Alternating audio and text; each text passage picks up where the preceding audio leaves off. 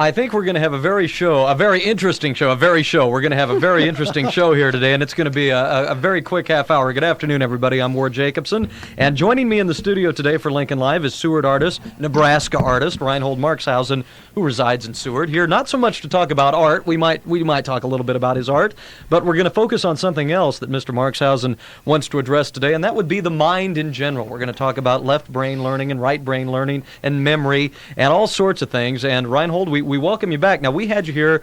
We didn't have you here. It was about a year and a half ago, and you were on the phone.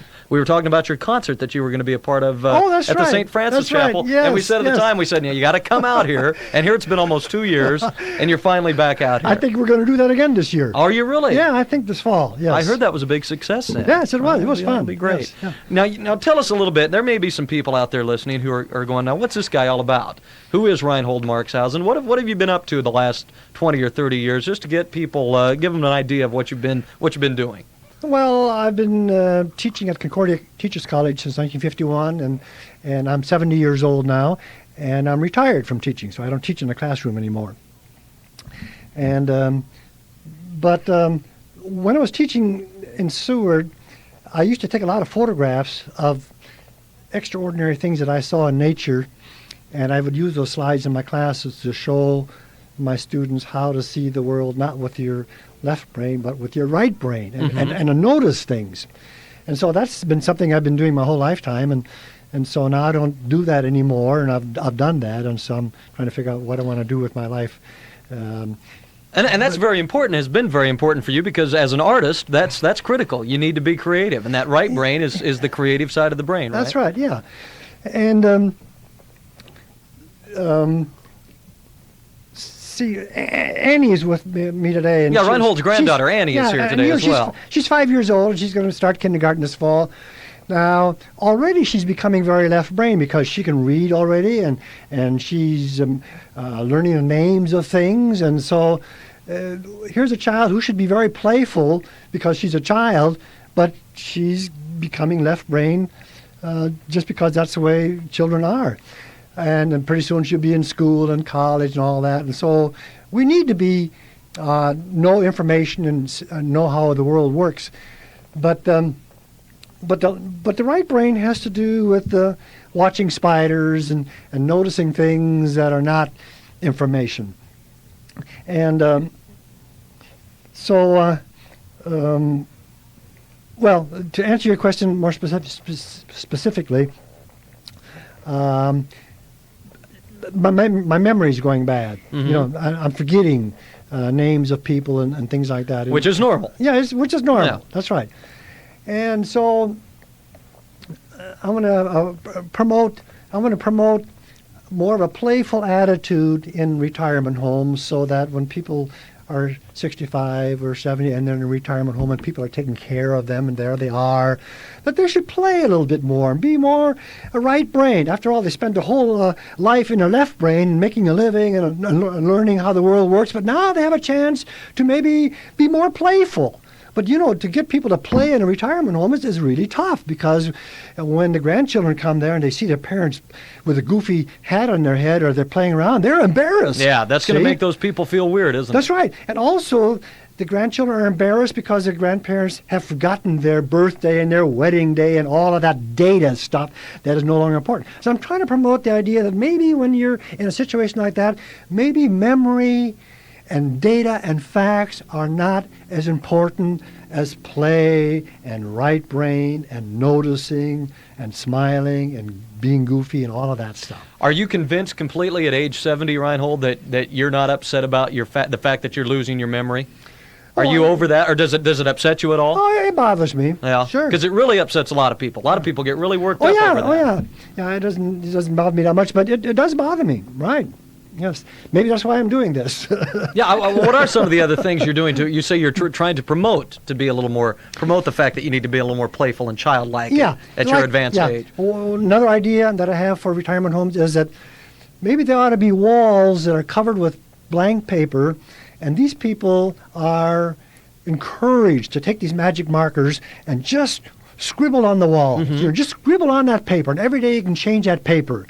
Now, you don't have to draw things. It doesn't have to have any meaning, but just to do it. because we live in an electronic age. Everything's done with computers, and I foresee a time when in the future our little scribbles will be hieroglyphics, you see, and because people won't do that anymore. But just doing it, that's why when young people deface walls, we call that graffiti. Well, it's important. Graffiti is important. These young people need to say something or to just get something out of their system. And let me give you an example. I worked with an Alzheimer person. Now, this person had no memory at all. He's about 70 years old, and he didn't know his wife. His wife dressed him every morning and shaved him every morning. He didn't know his children or anything. And so I worked with him on a one-to-one basis. And as I did these projects, I realized that on these pieces of paper, there would be they looked like words or something. It looked like he was trying to write. So I said, Hiram, you want to write? Here's a piece of paper. Go write. So then he'd write. They were scribbles. I mean, I can look at this. It just those are it that you're showing me now? Yeah, you can't read it, but those are scribbles. Well, now from here, Reinhold, that looks like that's actual writing. It looks like writing. That's right. And nice straight lines, and it looks almost like you can. And look at those Y's and those Z's. He loved the flourish, and he wrote those things, lots of them. And so one day, as I was leaving the house, I had a bunch of these in my arm, and he pointed to them. He said, "Those are mine." I said, "What did you say?" He said, "Those are mine." And, he owned those. I mean, those are his. He didn't know his wife. He didn't know his children. But he knew that was his. Those are his. And one day I saw him sit there. I told his wife, just to give him some paper, just let him write. And he loved to do it. And one day he was poised by this piece of paper and a pencil. And before he started writing, he said, "How should I say this?" Huh. I said, "What?" Wow. And so this was important. Oh, look at how big the stag is. I mean, it's actually poetry. See, what he's probably doing, he's probably actually writing something, at least in his mind. Yes. There's a story there. It's the movement, it's the action, even though someone else can't read it. The point I'm trying to make is that it's important to scribble. Yeah. This is important. Those are mine. Are those all letters? I can see the Y's from here, but are they all letters? Or are they just kind of... You can almost read these things. Are there some words that actually maybe stand out as words? Oh, sure. Yeah. Did doctors see that at all? This person was a doctor. Really? Yeah.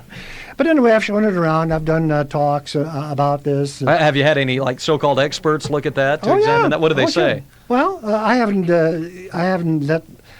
shown this to handwriting experts yet. But the point I'm trying to make is that graffiti is important for everybody. Mm-hmm.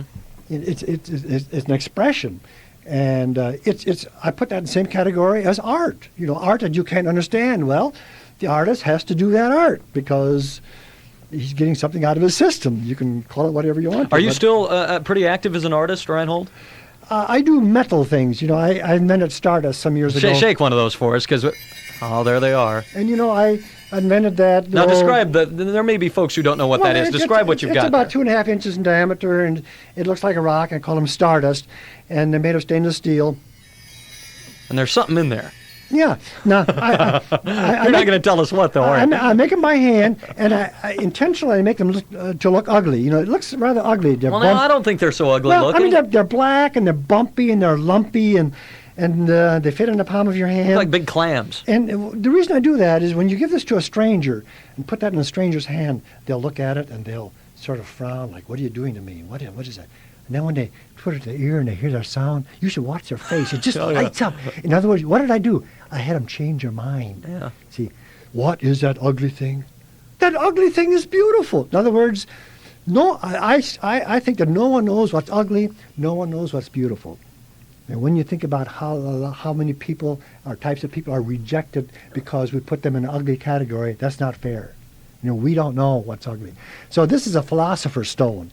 I'm trying to say we don't know. How did you ever come up with that? Did you come up with that by mistake, or I was. You were just out messing around. I was fooling around one day. It was Saturday. I had nothing to do, and I went to the studio, and there was a doorknob on the tabletop, and so I just for the heck of it, I welded some wires to the doorknob, and then I thought, well, maybe there's a sound here, so I put the doorknob to my ear, and I plucked those wires, and I heard that most fantastic sound. Yeah.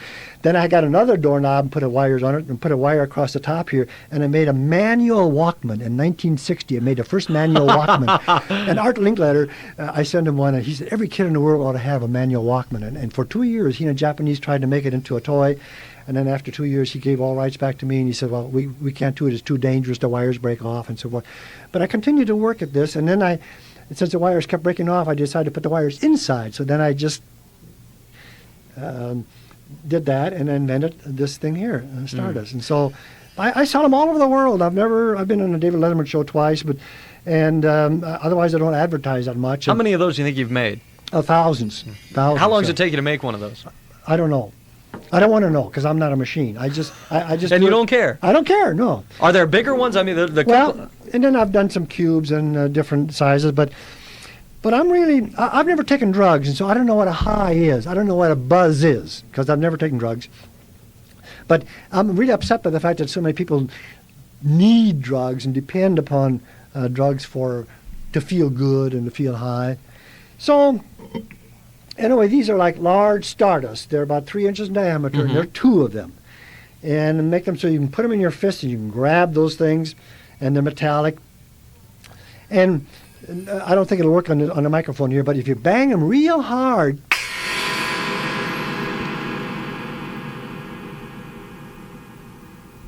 and put them real close to your ears, I call it a mind massage. Try that one more time.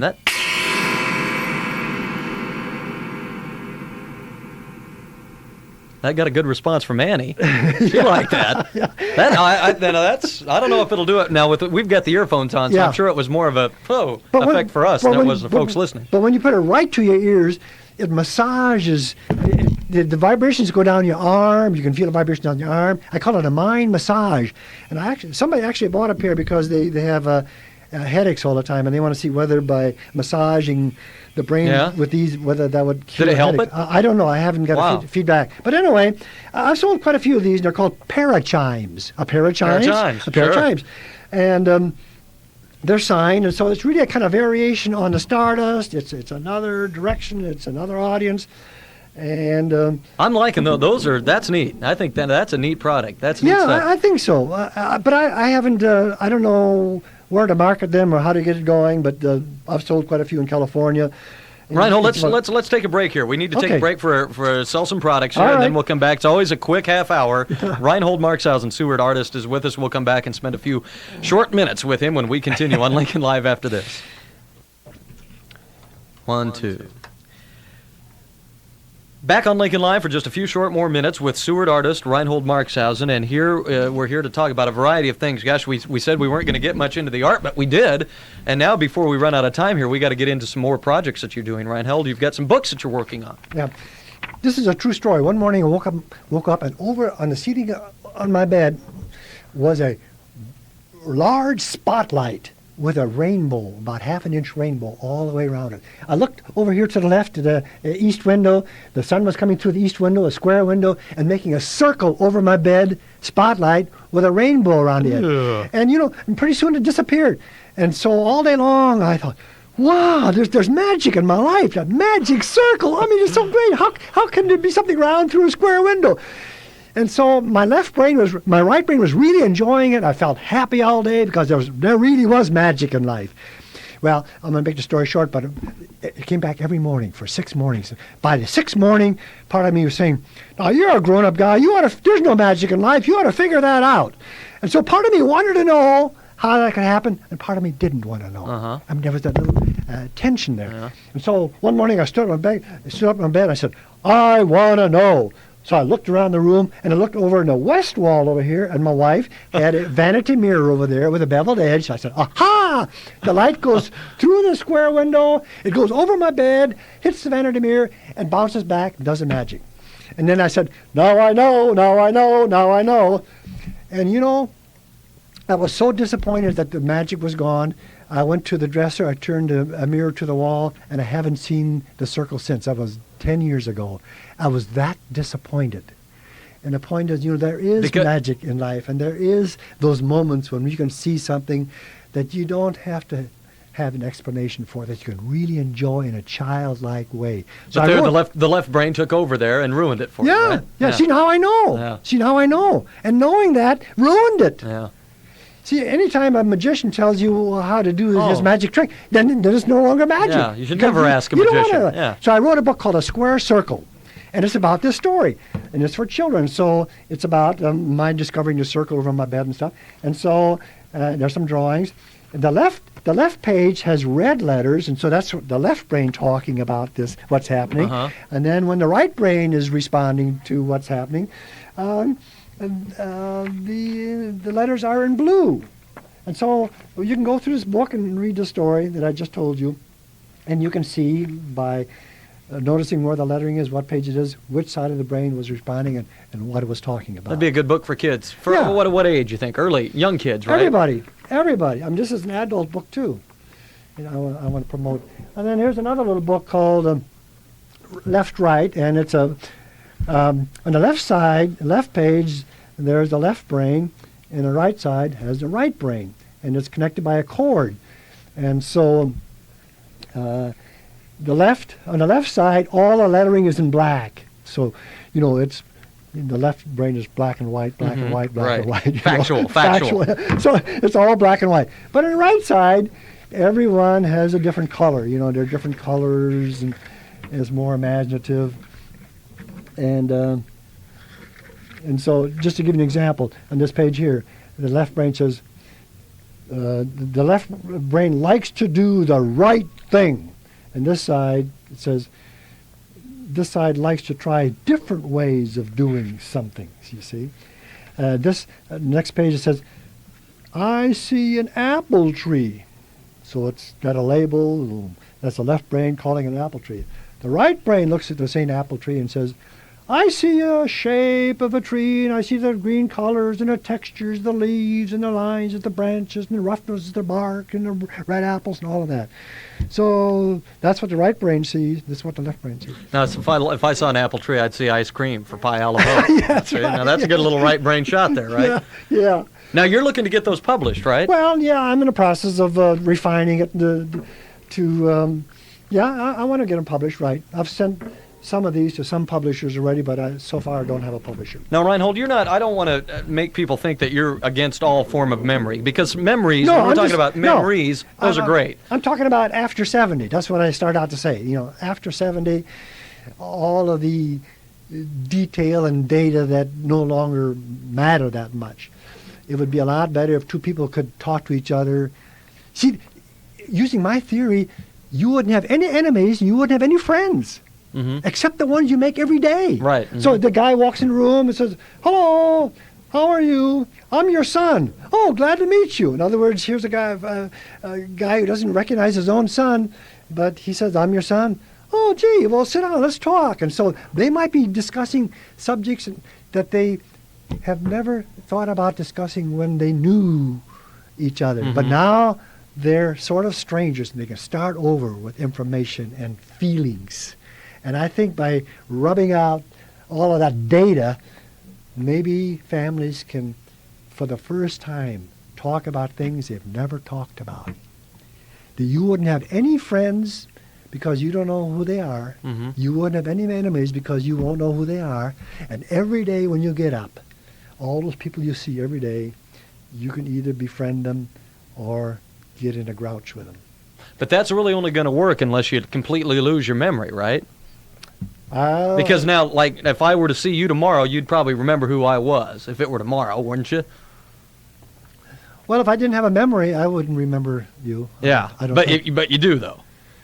Yeah. See what I mean? Oh, yeah. So yeah. this is only, in a perfect world, you would have to have no memory at all for this to really work, right?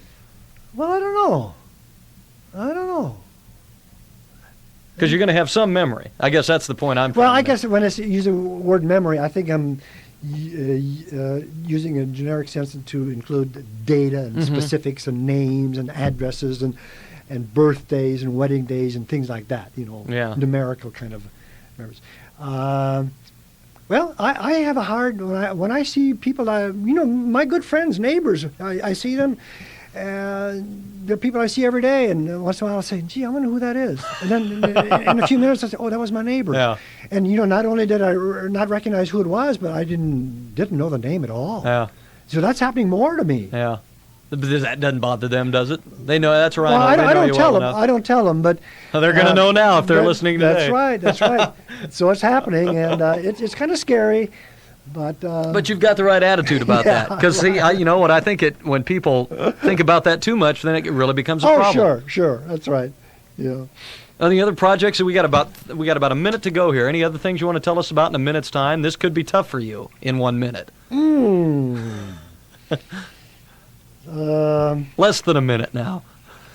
But how's that for putting pressure on you?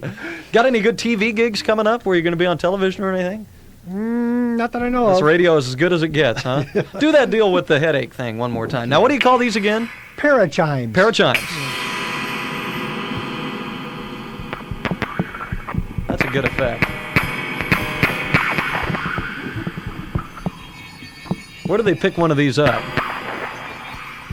Did they get a hold of you? Yep. Okay. Marxhausen, Seward, Nebraska. Seward, Nebraska. Look him up. I got a card the other day from New York. It said, "The man in Nebraska that makes the magic stars," and it was delivered to my house. See, everybody knows you. Oh, this has been fun, and we'd love to have you back out here, Reinhold. Can you come back out soon? Sure. Once you get those books published, let us know. All right, I will. Okay, Reinhold Yeah. Marxhausen, Seward artist, our guest today on Lincoln Live. Told you it'd be fun. We'll come back with news after this.